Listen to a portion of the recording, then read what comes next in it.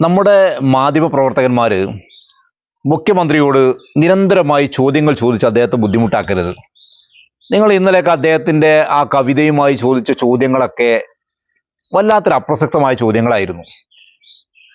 നമ്മളൊക്കെ മാനസിക വിഷമം ഉണ്ടാകുമ്പം, മാനസിക പ്രയാസങ്ങൾ ഉണ്ടാകുമ്പോൾ നമ്മളൊക്കെ പാട്ടുകൾ കേൾക്കാറില്ലേ, സംഗീതം ആസ്വദിക്കാറില്ലേ?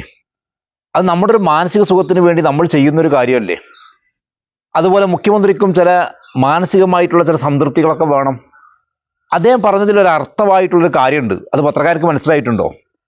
കേരളത്തിലെ പൊതുസമൂഹം മുഴുവനും അദ്ദേഹത്തെ വിമർശിക്കുകയാണ്. അദ്ദേഹം കഴിവുകെട്ട മുഖ്യമന്ത്രിയാണ്, അഴിമതിക്കാരനാണ്, അദ്ദേഹം കുടുംബത്തിൻ്റെ കാര്യം നോക്കുന്നവനാണ് എന്നൊക്കെ പറഞ്ഞിട്ട് വിമർശനങ്ങൾ നടക്കുകയാണ്. അത് കഴിഞ്ഞിട്ടാണ് പാർട്ടി സമ്മേളനങ്ങൾ തുടങ്ങിയത്. പാർട്ടി സമ്മേളനങ്ങളിൽ നിന്ന് ലേശം ഒരു പുകഴ്ത്തൽ ലഭിക്കുമെന്ന് പ്രതീക്ഷയിലായിരുന്നു പിണറായി വിജയൻ. ബ്രാഞ്ചുകൾ കഴിഞ്ഞപ്പം മുഖ്യമന്ത്രിയെക്കുറിച്ച് മോശം അഭിപ്രായം, ലോക്കൽ കഴിഞ്ഞപ്പോൾ മുഖ്യമന്ത്രിയെക്കുറിച്ച് അതിനേക്കാൾ മോശം അഭിപ്രായം, ഏരിയ കമ്മിറ്റികൾ വന്നപ്പോഴത്തിന് മുഖ്യമന്ത്രി ഇനി ഈ മുഖ്യമന്ത്രിയെ കൊണ്ട് പാർട്ടിക്ക് മുന്നോട്ട് പോകാൻ കഴിയില്ല എന്ന് പറയുന്ന സാഹചര്യം പോലും വരുന്ന സാഹചര്യങ്ങളുണ്ടായി. ആഭ്യന്തര വകുപ്പിൻ്റെ 100% പരാജയം, എല്ലാ പ്രശ്നങ്ങളും മുഖ്യമന്ത്രിയുടെ അടുത്തേക്ക് വന്നു. ജില്ലാ കമ്മിറ്റി വന്നപ്പം പറയേണ്ട ആവശ്യമില്ലല്ലോ. ജില്ലാ കമ്മിറ്റിയിൽ നിന്നൊക്കെ രൂക്ഷമായിട്ടുള്ള ഭരണത്തിനെതിരായിട്ടുള്ള അതിശക്തമായിട്ടുള്ള പാർട്ടി സഖാക്കന്മാരുടെ അഭിപ്രായം, അതിലൊക്കെ മുഖ്യമന്ത്രിയെ ഒന്നാമത്തെ പ്രതിയാക്കി നിർത്തുന്ന രീതിയിലുള്ള ആരോപണങ്ങൾ. ആഭ്യന്തര വകുപ്പാണ് ഏറ്റവും വലിയ പരാജയം, മുഖ്യമന്ത്രിയാണ് ഇതിനൊക്കെ കാരണം, മുഖ്യമന്ത്രി മാറണം, മുഖ്യമന്ത്രിയാണ് ഇത് ശ്രദ്ധിക്കേണ്ടത് എന്നൊക്കെ പറയുന്ന എല്ലാ പ്രശ്നങ്ങളും വരുന്നത് ഈ പാർട്ടി സമ്മേളനങ്ങളും കൂടിയാണ്. സത്യത്തിൽ പാർട്ടി സമ്മേളനങ്ങളിൽ നിന്ന് ലേശം ഒരു പുകഴ്ത്തലൊക്കെ കുറച്ച് കാലങ്ങൾക്ക് മുമ്പുണ്ടായിരുന്നതുപോലെ ഇരട്ടച്ചങ്കനാണ്, കേരളത്തിൻ്റെ കാവലാളാണ്, അദ്ദേഹം ലോകം മുഴുവൻ ഈ പാർട്ടി നിലനിൽക്കാൻ കാരണഭൂതരാണ് എന്നൊക്കെ പറയുന്ന വിഷയങ്ങൾ വരുമെന്ന് കരുതിയിരുന്നു. പക്ഷെ ഒന്നും വന്നില്ല. അപ്പോൾ ഇതിനാകെയുള്ള മാർഗം എന്താ? മാർഗം തിരുവനന്തപുരത്ത് തന്നെയുള്ള അവിടുത്തെ ഉദ്യോഗസ്ഥരായിട്ടുള്ള ആളുകളുടെ അവരുടെ ഒരു സുവർണ ജൂബിലിയുമായി ബന്ധപ്പെട്ട് അവരുടെ ഒരു ബിൽഡിംഗ് ഉണ്ടാക്കിയിട്ടുണ്ട്. അതിൻ്റെ ഉദ്ഘാടനം നടക്കുകയാണ്. ആ ഉദ്ഘാടനം നടക്കുമ്പോൾ മുഖ്യമന്ത്രി തന്നെയാണ് അത് ഉദ്ഘാടനം ചെയ്യുന്നത്. അപ്പോൾ അതിലൊരു നല്ല ഒരു കവിത വേണം. ആ കവിതയിൽ അത്യാവശ്യം നല്ല കണ്ടന്റുകളൊക്കെ വേണം. അതാരാ ഉണ്ടാക്കേണ്ടത്? ഉണ്ടാക്കാൻ കുറേ ഉദ്യോഗസ്ഥന്മാരെ തിരഞ്ഞു നോക്കി ഈ സംഘടനയുടെ പ്രസിഡന്റ്. എല്ലാവരും പറഞ്ഞു, നമുക്ക് നടക്കൂല, ഇപ്പം എഴുതിയാൽ നടക്കൂല, ഇപ്പം എഴുതിയാൽ നമ്മളും കൂടി വലിയ പ്രശ്നക്കാരാവും. അവസാനം കണ്ടെത്തിയ ഒരാളാണ്. നേരത്തെ അവിടുത്തെ ജോലി കാലാവധി കഴിഞ്ഞ് വീണ്ടും ഒരു പുനർനിയമനം കൊടുത്തിട്ടുള്ള ആളെ കണ്ടാൽ പിന്നെ അദ്ദേഹം അതിന് ഉടക്ക് പറയില്ല, അദ്ദേഹം എഴുതാൻ നിർബന്ധിതനാവും. അങ്ങനെയുള്ള ചിത്രസേനയാണ് ഈ പാട്ട് എഴുതാൻ വേണ്ടി ഏൽപ്പിക്കുന്നത്. എഴുതാൻ വേണ്ടി ഏൽപ്പിച്ചപ്പോൾ തന്നെ പറഞ്ഞിട്ടുണ്ട് കേട്ടോ, നല്ല ഒരു വിപ്ലവ ഗാനമാവണം, കഴിയുമെങ്കിൽ അത് മുഖ്യമന്ത്രിയെക്കുറിച്ച് തന്നെ എഴുതണം. അങ്ങനെ തന്നെ പറഞ്ഞിട്ടുണ്ട്. അത് അദ്ദേഹം തന്നെ പറയുന്നുണ്ട്. അത് നമുക്ക് കേൾക്കാം. സംഘടനയുടെ പ്രസിഡന്റ് പി ഹണി അവറുകൾ പറഞ്ഞു, നമ്മുടെ സുവർണ ജൂബിലി മന്ദിരത്തിന് ഉദ്ഘാടനത്തിന് ഒരു കവിത വേണം, ഒരു വിപ്ലവകരമായിട്ടുള്ള കവിത. അത് പറ്റുമെങ്കിൽ മുഖ്യമന്ത്രി പറ്റി തന്നെ ആയിക്കോട്ടെ എന്ന് സാധനോട് പറഞ്ഞു. കേട്ടില്ലേ? അദ്ദേഹം തന്നെ പറഞ്ഞത് മുഖ്യമന്ത്രിയെ കുറിച്ച് തന്നെ വിപ്ലവഗാനം എഴുതണമെന്നുള്ളതാണ്. നമ്മൾ പാർട്ടിയെക്കുറിച്ച് വിപ്ലവഗാനം, കമ്മ്യൂണിസ്റ്റ് ആശയത്തെക്കുറിച്ചൊക്കെ വിപ്ലവഗാനം കേട്ടിട്ടുണ്ട്. പക്ഷേ മുഖ്യമന്ത്രിയെക്കുറിച്ച് തന്നെ വിപ്ലവഗാനം എഴുതണം എന്ന് പറഞ്ഞപ്പം അത് മനോഹരമായി അദ്ദേഹം എഴുതിയിട്ടുണ്ട്.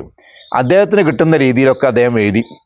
എന്നിട്ട് മുഖ്യമന്ത്രിയോട് ചോദിക്കുകയാണ്, നിങ്ങൾ ഈ ഗാനം കേട്ടിട്ടുണ്ടോ? മുഖ്യമന്ത്രി, ഞാൻ കേട്ടിട്ടില്ല.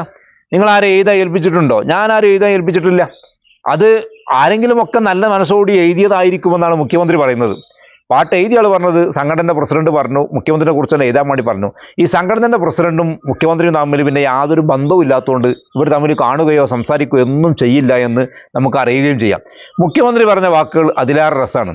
എല്ലാവരും കൂടി എന്നെ ഇങ്ങനെ കുറ്റം പറയുമ്പോൾ, നാട് മുഴുവനും, പാർട്ടി മുഴുവനും, നാട്ടുകാർ മുഴുവനും എന്നെ ഇങ്ങനെ കുറ്റം പറയുമ്പം അതിനിടയിൽ ചില ആശ്വാസ വാക്കുകളൊക്കെ വരുമ്പോൾ നിങ്ങളെന്തിനാ പ്രശ്നം ഉണ്ടാക്കുന്നത്? മുഖ്യമന്ത്രി മനോഹരമായിട്ടാണ് സംസാരിച്ചത്. ആ സംസാരം ഒന്ന് കേട്ടു നോക്കൂ.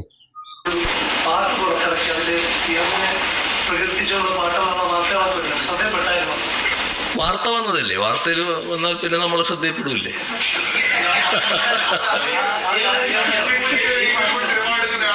അല്ല, അത്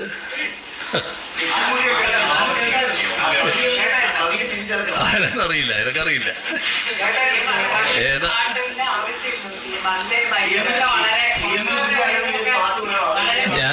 ഞാൻ ആ പാട്ടെന്താണെന്ന് കേട്ടില്ല. അല്ല, ഇപ്പം വല്ലാതെ അധിക്ഷേപിച്ചുകൊണ്ടിരിക്കുമ്പോൾ ലേശം പോലത്തെ മുഖ്യമന്ത്രി പറയുന്നത് ഇതാണ്, നിങ്ങൾ എന്തിനാണ് അസ്വസ്ഥപ്പെടുന്നത്? കുറച്ചൊക്കെ സുഖം ഞാനും അനുഭവിച്ചോട്ടെ, ഒരു പാട്ടും കാര്യങ്ങളൊക്കെ അല്ലേ. എനിക്ക് അതിനേക്കാളേറെ രസകരമായി തോന്നിയത് പാട്ട് എഴുതിയ ആൾ അഭിമുഖമാണ്. അദ്ദേഹം ഈ പാട്ട് എഴുതാൻ വേണ്ടി ശ്രമിച്ചപ്പോൾ അദ്ദേഹം പല കോലത്തിൽ ഈ പാട്ട് എഴുതാൻ വേണ്ടി നോക്കി, ഒരു പാട്ടും എഴുതിയിട്ട് കിട്ടുന്നില്ല. അങ്ങനെ അദ്ദേഹം ചിന്തിച്ച് പോയി ക്ഷീണിച്ച് കിടന്നു. ഇയാൾ കിടന്നപ്പം 2.5 മണിക്ക് അദ്ദേഹം പെട്ടെന്ന് നെട്ടി ഉണർന്നു.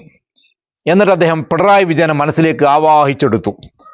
എന്നിട്ട് അങ്ങോട്ട് എഴുതി പാട്ട്. 2.5 മണി മുതൽ 5:30 മണി വരെയാണ് ഈ പാട്ട്, ഈ കവിത അദ്ദേഹം എഴുതിയത്.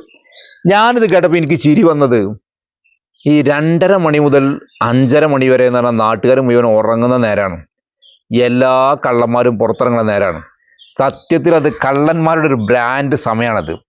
സത്യത്തിൽ ഇയാളെപ്പറ്റി കവിത എഴുതേണ്ട നേരം 2:30 to 5:30 തന്നെയാണ് എന്നുള്ളത് അദ്ദേഹം നെട്ടി ഉണർന്ന് ആലോചിച്ചതിലും നമ്മൾ ചിന്തിച്ചതിനൊന്നൊരു കുഴപ്പം അറിയാൻ വേണ്ടി പറ്റില്ല.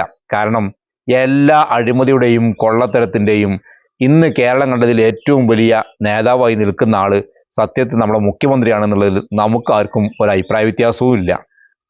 ഞാൻ ആദ്യം ഒരു കവിത എഴുതി കേട്ടോ, അത് പക്ഷേ എനിക്ക് അത്ര ഒരു ഉയിരുള്ളതായിട്ട് തോന്നിയില്ല. രണ്ടാമത് ഞാൻ ഒരു രാത്രിയിൽ 2:30 മണിക്കിരുന്ന് എഴുതി 5:30 മണിക്ക് തീർത്തൊരു കവിതയാണ്. അപ്പോൾ എഴുതി വന്നപ്പോൾ അത് അങ്ങ് ഞാൻ മുഖ്യമന്ത്രിയായിട്ട് അങ്ങ് ഭയങ്കരമായിട്ട് അങ്ങ് ലയിച്ചു പോയി. അപ്പം ഞാൻ എഴുതി വന്ന കേരളത്തിൽ, കാര്യം എൻ്റെ അച്ഛൻ